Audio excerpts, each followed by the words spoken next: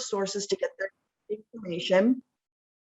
A lot of it does come from 990s and tax returns, but it is all solid data. What this is not, it's not sending out a survey to 10,000 nonprofits saying, did your giving increase or decrease? Who gave you the most? What type of organ? It's not it's a self-reporting. They do to a certain extent, if you want to call it, like a third level or a third party information. It is, as I said, it's actual data. It is not surveys. The information in the report, it is caveated that it can change over time and as the year progresses, and they update it as more people, and I feel like, as some of these extension deadlines come up and more information is out there, they will, provide some updates, and they do caveat that in everything that they put out there. You do pay to have the annual report. However, I've known in prior years, they've given you some just key information, key infographics that are free. I looked out there and I don't see them, so I don't know whether they release those later in the year. So some of the slides that you will see today, you could get for your own use if you wanted. Just, if you go to givingusa.org, you might be able to score some of those slides if you would like to share them with, your management or your board. The reports that this report is organized by, source and category. So it's who is doing the giving and who is receiving the giving. So your sources are, it's who is receiving. So you have individuals, corporations, bequests, and foundations. And then there are the 9 categories, and this is who is receiving. And they group the who is receiving by these categories, and it comes right out of the IRS taxonomy. So if you want to know, like, am I human services or am I education, you could go into that IRS document and see like where who else fits in your categories. Just quickly, religion, it is all denominations. Education, it could be anyone going from early childhood all the way up to higher education. Human services, I think this is what, we all used to call social services. It's anything that deals with your basic needs. A lot of it is going to be food. We're going to talk about food, I feel like, a lot through all of this. Food, clothing, shelter. Foundations, it is your private foundations, family foundations are in there. Health is probably what you would expect, like facilities like your hospitals and long-term care. It could be a skilled nursing facility, hospice, home health, anything for those with intellectual disabilities. Also, mental health is under health. Now, I think in the past, it sometimes might have fallen under human services. Now it is under health. In health also is any kind of chronic disease type of organization association. Public benefit societies, anybody who is enhancing the capacity within a community. Think of your United Ways. Arts, culture, and humanity, museums, performing arts. In the international, that's generally international aid, relief organizations. And then environmental and animals are grouped together. Environmental, water conservancy, really anything around climate change. With animals, it's not only zoos, but also preservation. So like, why is this important? And I think it's important because you want to benchmark yourself against national data. In this case, it's national data, because this tells you, what's happening at the macro level. And then you can see, like, how does your experience compare? Because the reality is, everybody is competing for the same dollars, and the landscape, is changing. And this is going to show you trends. And recently, even though this is national data, the Ohio Society posted a link to a report that Fidelity Charities had posted. And they polled all U.S. donors who gave greater than $1,000 or greater during 2020. And they asked them a couple questions, and I wrote down some of the statistics because I knew I would not remember all the percentages. But what they found out was 27% of those people gave more in 2020 than they had in prior years. And the data is showing that that trend is going to continue. 30% increase their giving to anything that they perceive to be a critical need. Online became a huge way to give. And then they said a third of all those people said that through this pandemic, how they give, so online versus in person, and who they give to is changing. People are very aware of some of these, these critical needs, whether it's food insecurity and housing. Those were always there, but not always on people's radars. Now they are, racial justice. I don't know how I could have forgotten that one, are very much on people's radars now. And I think that's important to know and to inform your decisions and how you strategize when it comes to giving, and maybe what you are budgeting for. Carrie talked, if you were in Carrie's session, about, budgeting, and, is finance just randomly saying include, let's pick up another 50,000, and is that possible? And I think that the answer is it might depend on who you are and what you're doing. And, as the last bullet point is, all this data just informs your future decisions. You need to decide what the key performance indicators, it's what is important to your organization, what is meaningful to you, and that will, help you in how you progress as you, create a strategic plan and decide, how you're going to manage giving. So what happened in 2020?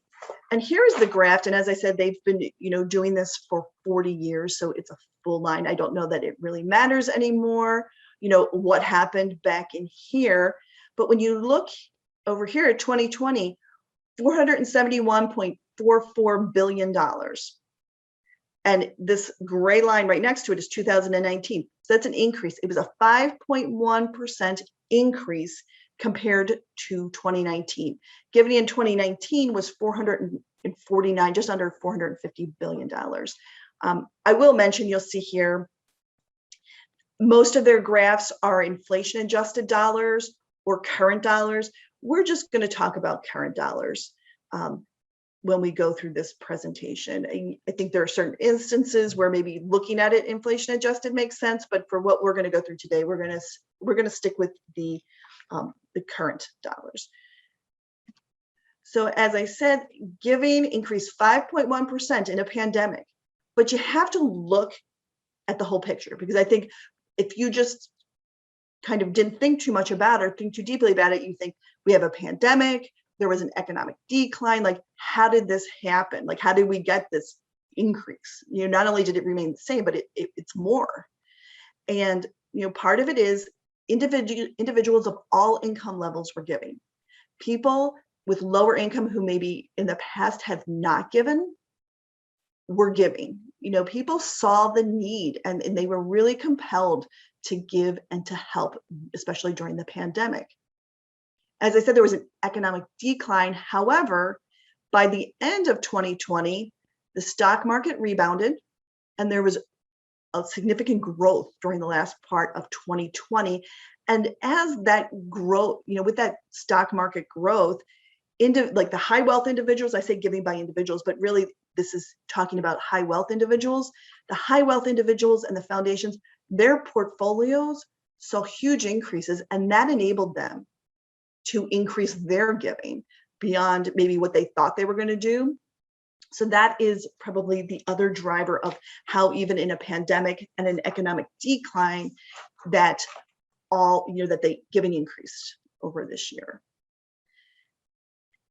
When you look at, what's driving the giving, and, there's a few other like external factors, and we'll talk a little bit about them, like gross domestic product, disposable income, that, over decades, studies have shown that as those things increase, so does charitable giving. So they're inextricably tied.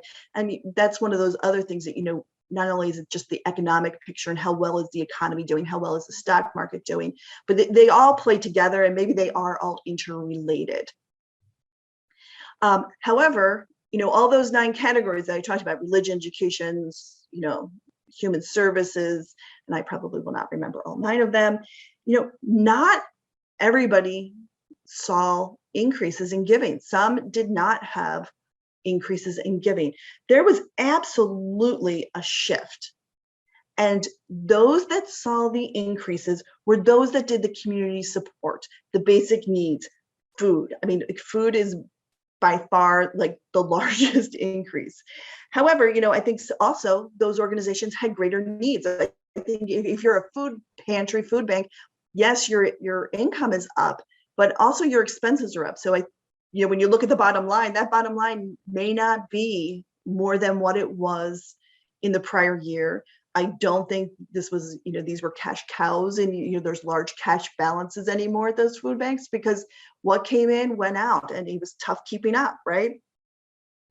Also with the giving, those that did not reap the benefits broadly, and because there are exceptions, were those that their giving was tied to in-person events, in-person fundraising, galas, any of those type of events, because nobody was doing anything in person, right?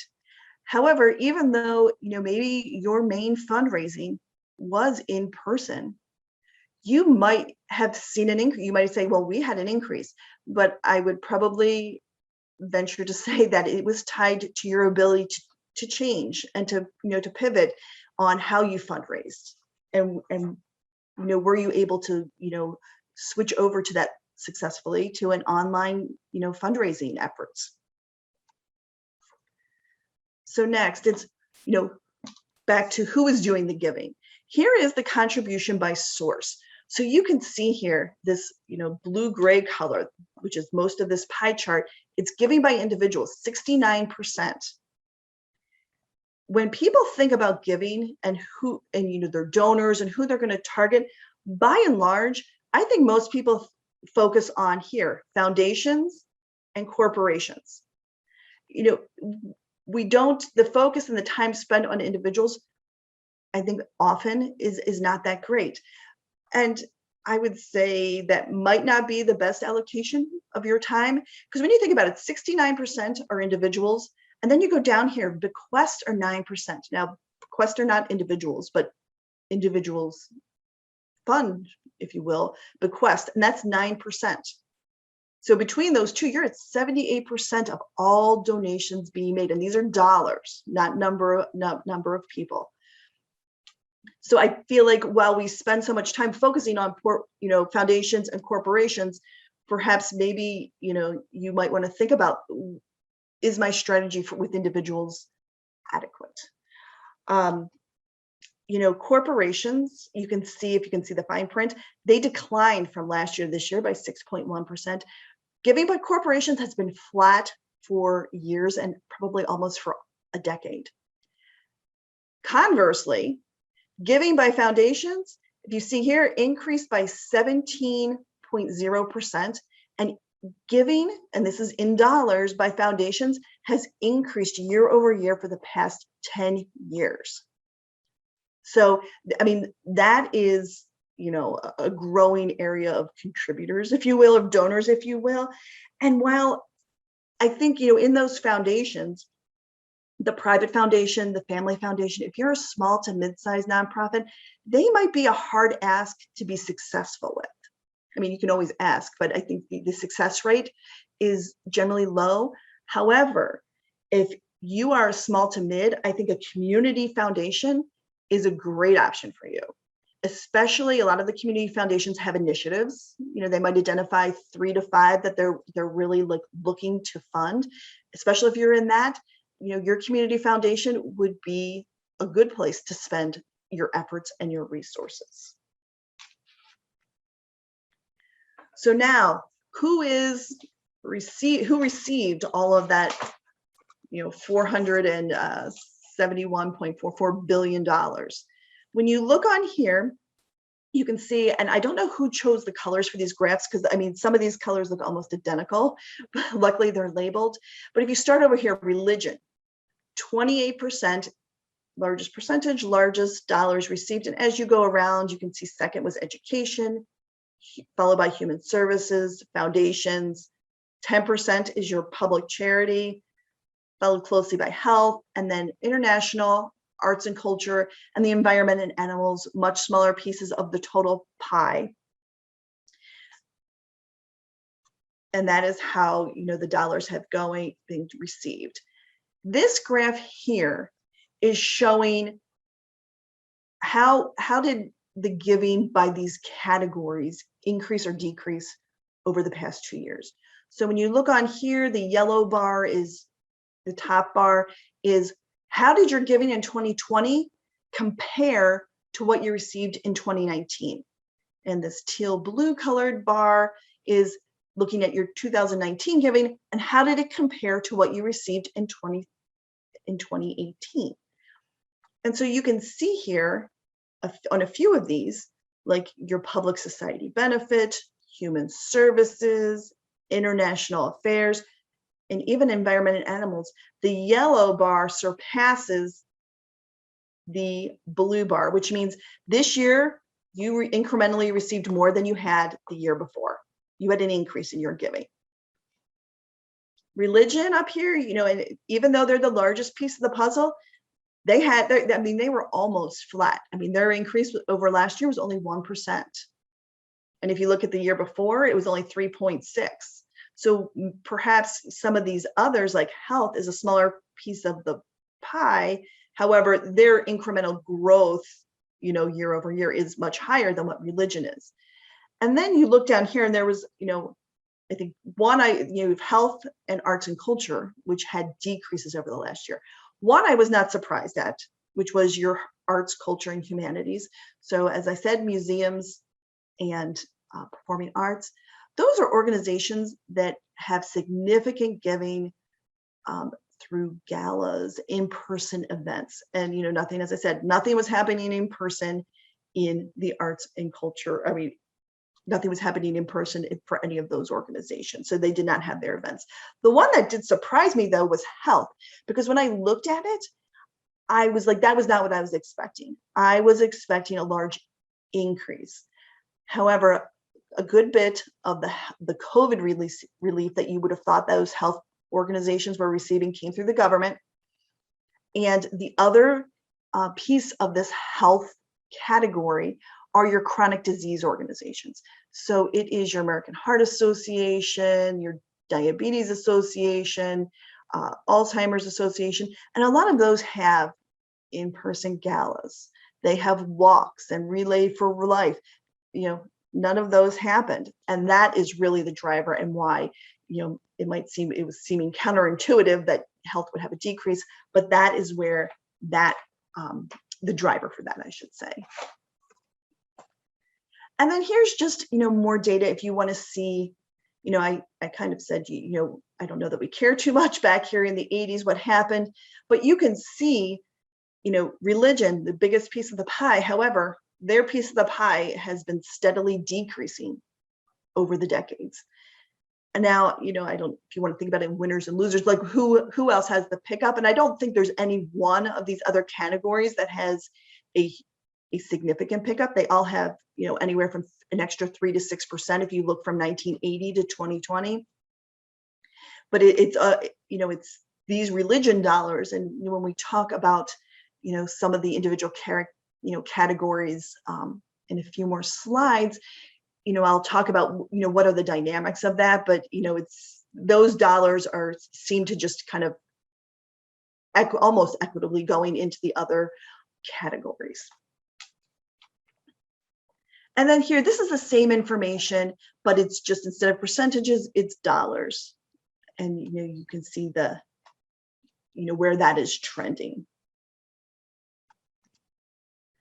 This next slide is the gross domestic product and how that trended this year.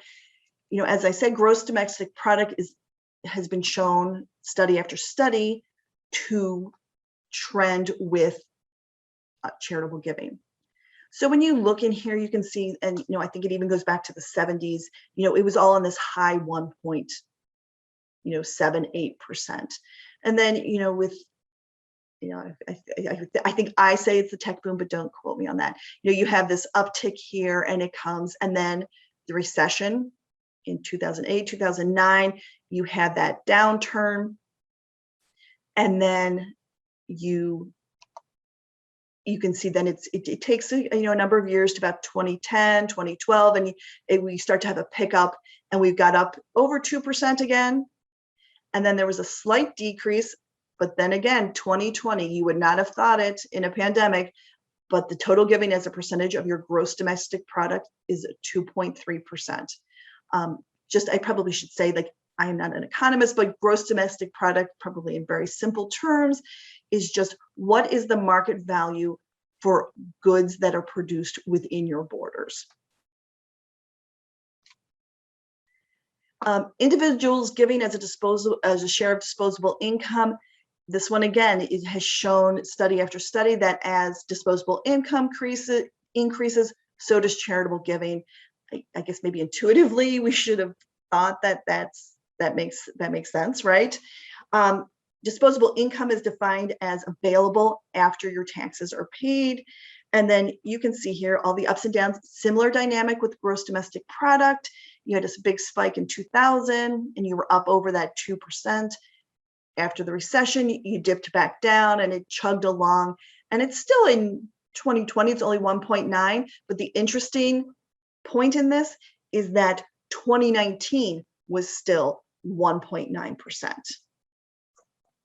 So even with the pandemic, people out of jobs, maybe having to stay home to care for children or whatever, the giving still remained, robust from 19 to 20.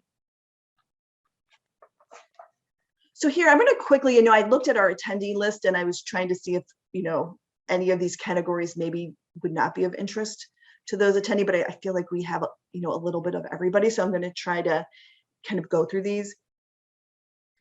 You can see here, religion just chugging right along. Religion, there's lots of studies and articles that have been put out there about that there's just changes that are coming in religion. And as you saw, they're getting a smaller and smaller piece of pie, and people are deciding to give to other causes instead.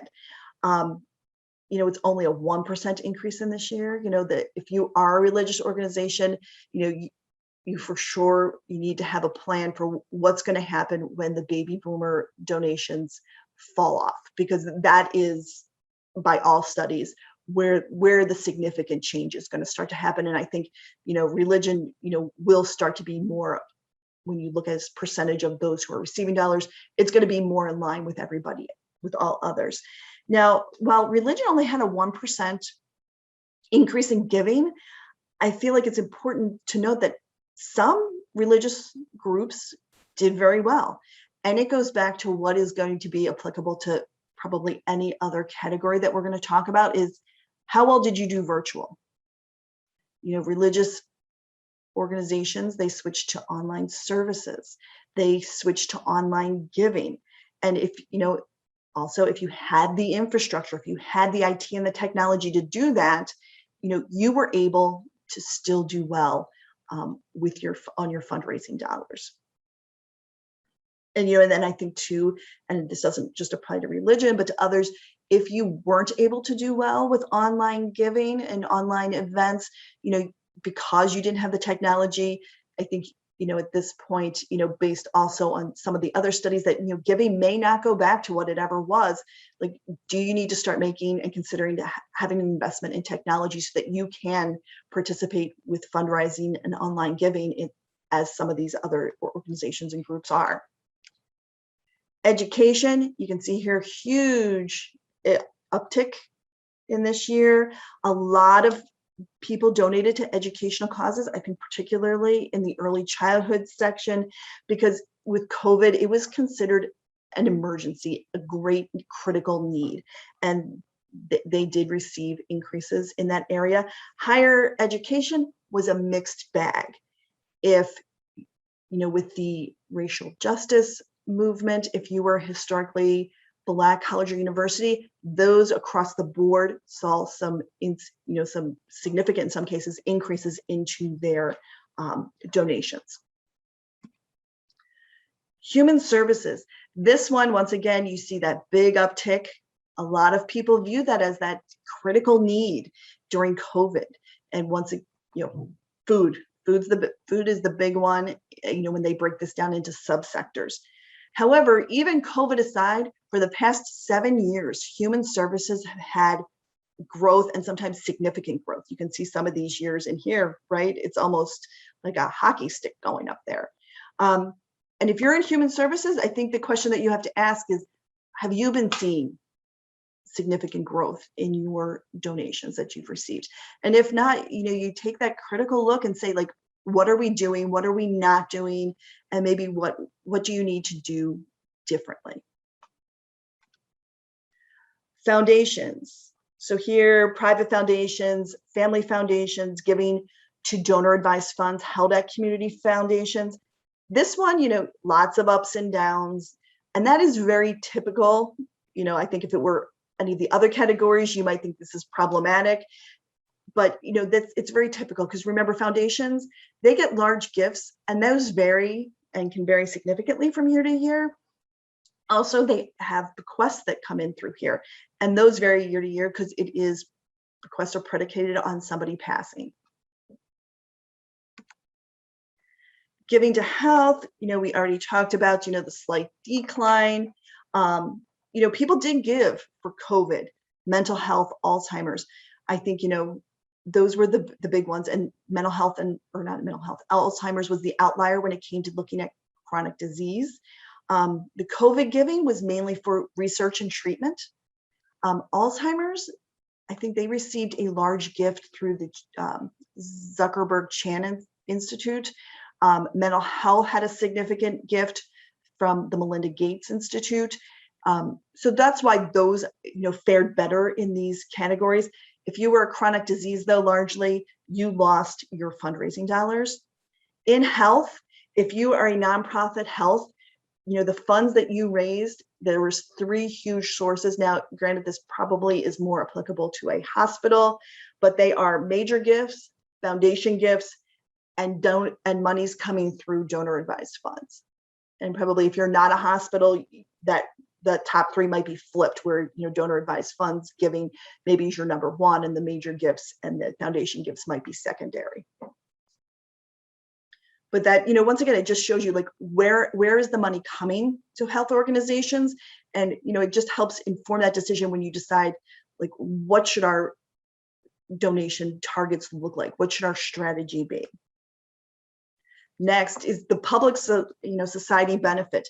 This is your United Ways. Also in this category are your Jewish federations, Catholic charities. I mean, those are really the kind of the big 2, and then other religious ones, but the Jewish and the Catholic ones are by far the largest ones.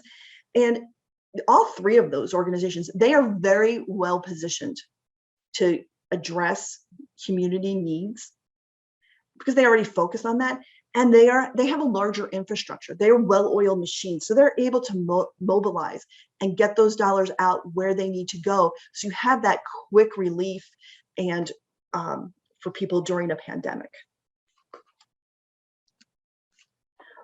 Arts and culture, as I said, museums, performing arts, just not a priority during COVID.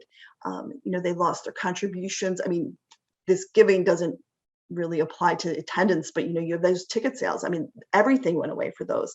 However, I guess maybe in the creative section, we shouldn't be surprised that this group did probably do best at figuring out what are alternate ways to have fundraising events. They got creative with having online events, online experiences. They were by far probably, they did best at connecting with donors and trying to, keep up those donations. I had tickets for events, and they reached out and said, of course we'll give you a refund, but would you consider? And it was a better conversation than that, but it was really an email. But they did well at that. In arts and culture, though, I think the other exception is if you were a smaller group, you probably did well because people saw that need. Once again, people were looking at that critical need and worried that the small theater group, the small dance group, thinking, gosh, like, I hope when this pandemic's over, they're still here. I don't think any of us were sitting there saying, oh, I hope the Columbus Museum of Art or the Cleveland Museum of Art is still here when the pandemic's over. So that, the small ones is probably the one exception, I think. That's all exceptions into giving. International affairs, this is relief. Almost exclusively that uptake in giving came to aid for COVID and research and treating it around the world. Giving to environment and animals, they're the smallest portion of the gifts received. However, they probably are seeing the ones with the largest, increase when you look incrementally. They are receiving large individual gifts in the environmental area.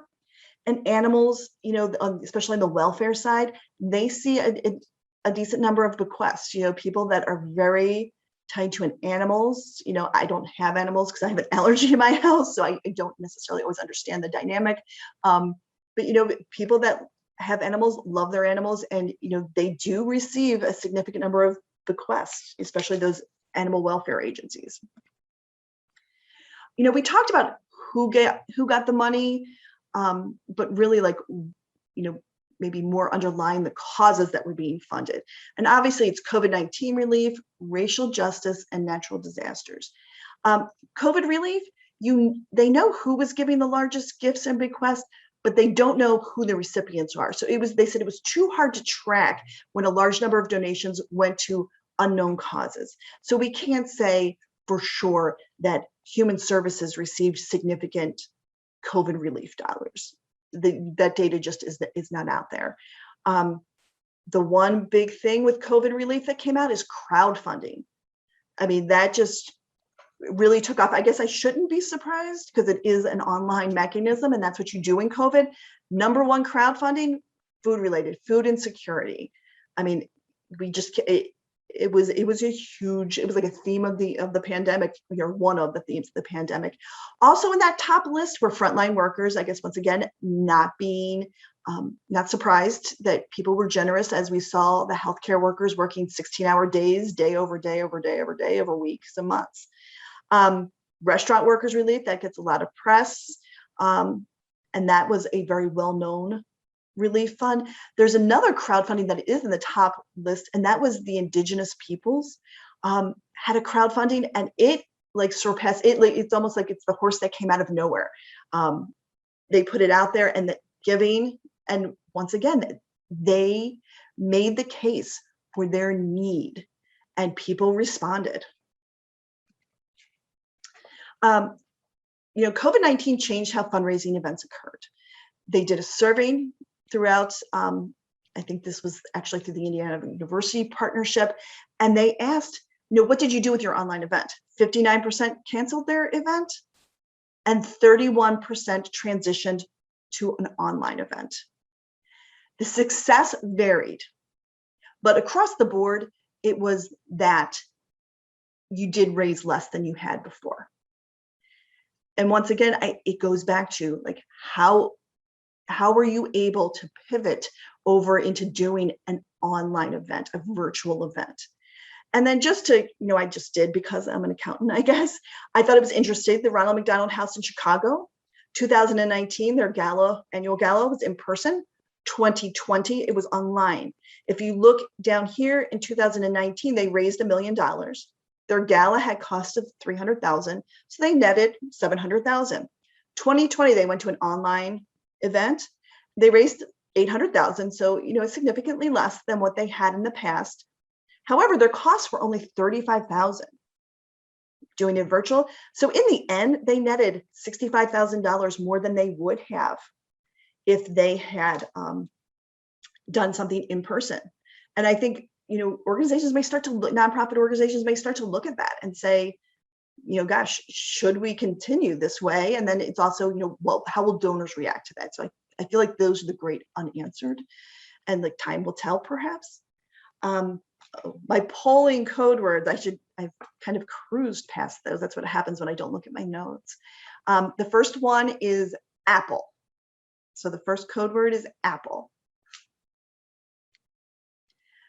The other significant giving regardless of what category you were in, was racial justice. We talked about it in the education field. I feel like in all of those categories, all of them had programs that could help move forward towards racial justice. Foundations were probably the biggest player in here. They increased their giving by 75%, and most foundations reported new initiatives. Up here in Cleveland, the Cleveland Foundation has a Black Futures Fund. They have, maybe about 5 million in it, and they had a significant, almost kickoff gift from Facebook of $1 million. Once again, if you have programs that are moving, towards racial justice, you should be looking in your foundations, because look at how they are increasing what they are giving. Also, grant makers were using pooled funds. So people were collaborating, and those that knew what the problems were and understood and knew what the solutions were could more effectively execute. The other one was natural disasters. I say no to unprecedented years of natural disasters. The report only talks about one: wildfires, active hurricane seasons, and that too were especially in the environmental section. And then I think there were some human resources that got dollars to help these people that were suffering when you lost everything due to these natural disasters. So my parting words are, the needs of who you serve are still here and great. The challenges for nonprofit organizations are still here and great. And you have to know, I think, where to focus to help you thrive. And that's so you can meet those needs and mitigate some of your challenges. And you look at those external factors and you decide, where do you trend with this natural information or not? You have to know when there's an ongoing trend that's just eventually going to come to you, because you don't want to be there and say, oh, the trend hit and now we have a shortfall we have to make up. But there is an outlier, but you have to be honest. You can't always be the outlier, because I find that when people don't like the results, it's always like, well, we're different. Well, yes, but not always, right? And then use all this information for your organization so that you can move towards success, fulfill your missions, and help people thrive. So the next polling question is going to be sunflower. So it's sunflower. And with this, I am going to pass it over to David.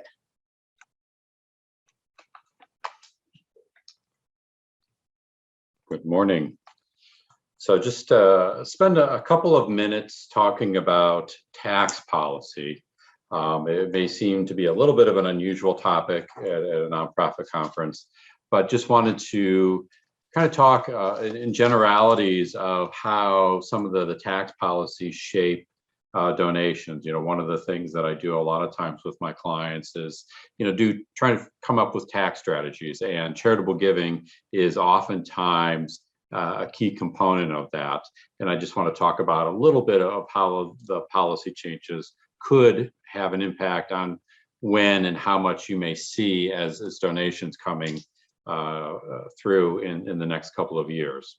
So the first thing to talk about is what's in play right now. What is the law right now? So two things to be aware of.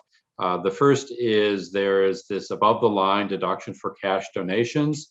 This was a function of the pandemic. It was in the tax law for 2020. The change this year is that the cap for married people, married taxpayers, increased from 300 to 600, but it's for donations of cash to public charities. So they get an above the line donation, a nice little benefit.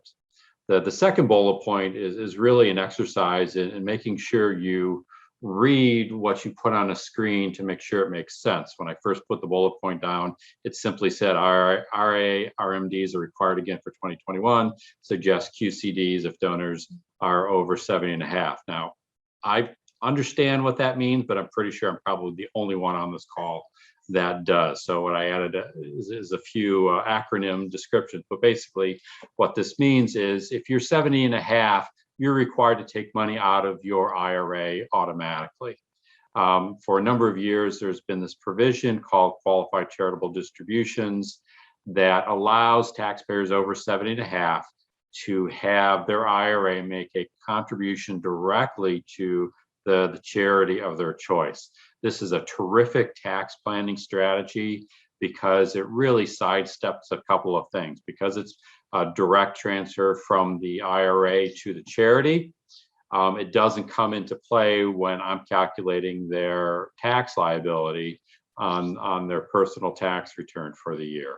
Also, it very nicely sidesteps state taxes, where in Ohio, you don't get a deduction for charitable donation, but by virtue of sidestepping the reporting of the income, it does in fact give you kind of a reduction in your state income tax requirement.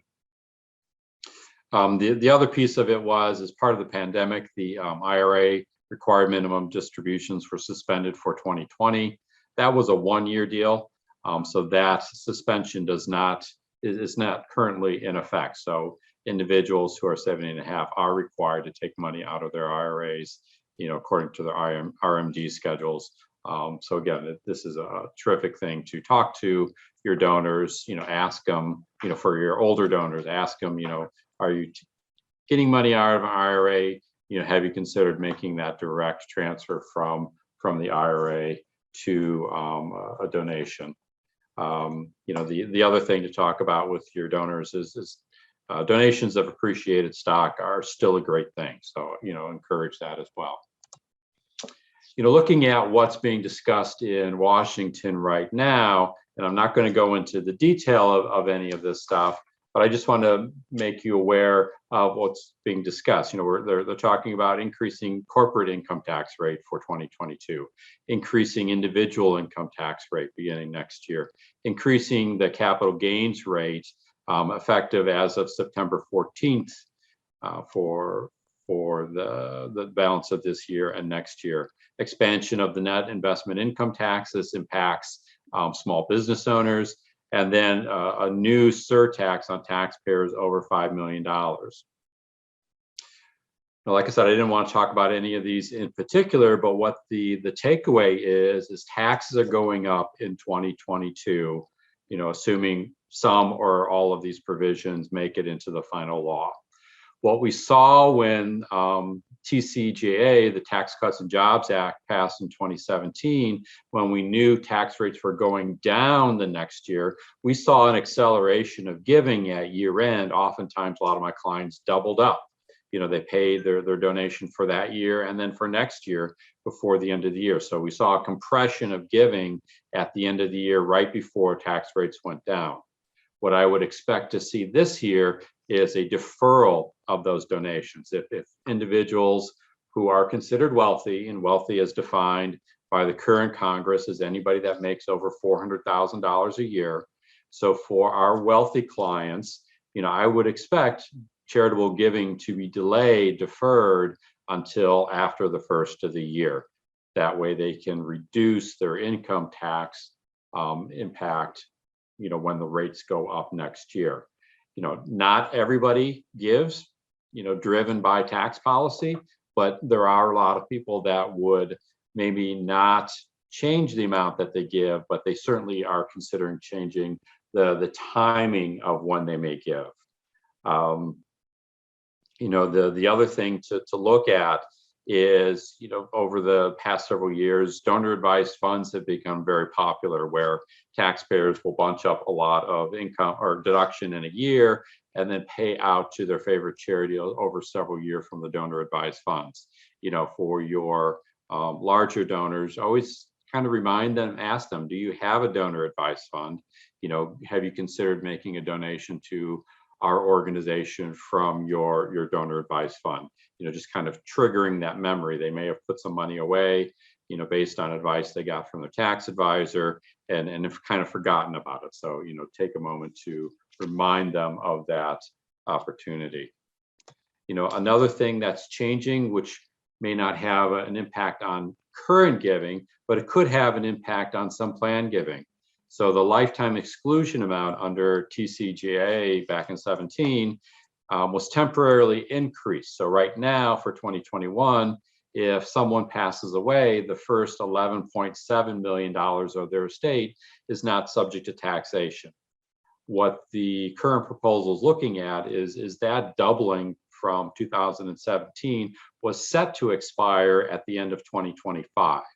So what the current provision is looking at is accelerating that reduction and doubling from 2025 to effectively the end of this year. So right now, like I said, 2021, the estate exclusion is $11.7 million. For 22, it would be approximately $6 million.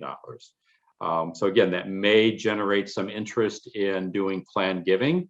So if you have some of your higher income or higher wealth donors that you're meeting with, mention to them, have they thought about updating their estate plan? Have they made your organization part of their planned giving out of their estate? Helen pointed out that the giving from bequests from estates has increased. So take this opportunity to bring that up to them again.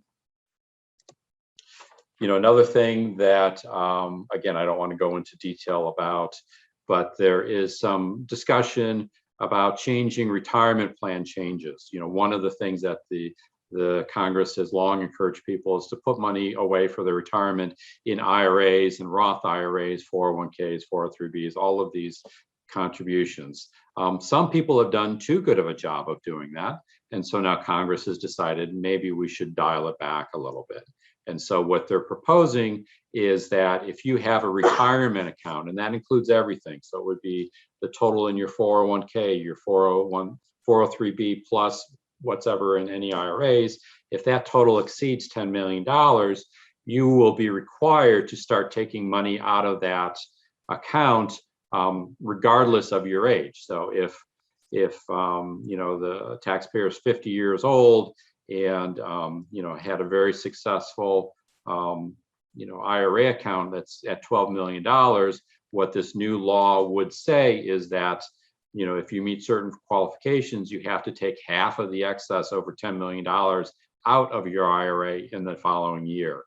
So this could be an opportunity, again, for your wealthier client or wealthier donors, that if they are forced into taking money out of their IRA, this may be an opportunity for them to reduce some of the tax liability by making a substantial donation to their favorite charity. Some other things that looking at is backdoor Roth contributions, but we won't get into that now. And then also some restrictions on what can be invested in there. So like I said, again, just to kind of close the loop on the tax policy, all of this is subject to change. Everything's being debated. There's still debates about how big the infrastructure bill is going to be. Is it $3.5 trillion? Is it $1.5 trillion? So that will have an impact on some of the actual tax changes going in. But just be aware that rates are going up in 2022, and as a tax strategy, you may see some of your wealthier donors deferring contributions to their favorite charities that they normally would make at the end of this year. They may be deferring those into first quarter of 2022. With that, I think we are right at the end of our time. If there's any questions, I'd be happy to answer any questions. If not, thank you very much for your attention, and enjoy the rest of the session. Okay, so I am going to take it back. I see that there is one about economic, where does economic fall in the 2020 contribution chart? Perhaps public society.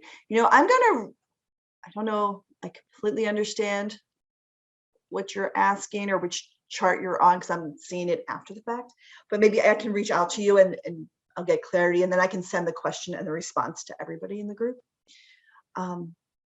So with that, I think we are at time, and there we go. So I am going to say that at this point, the last code word, I can't believe I forgot about that. Our last code word is fall. Fall was the last one.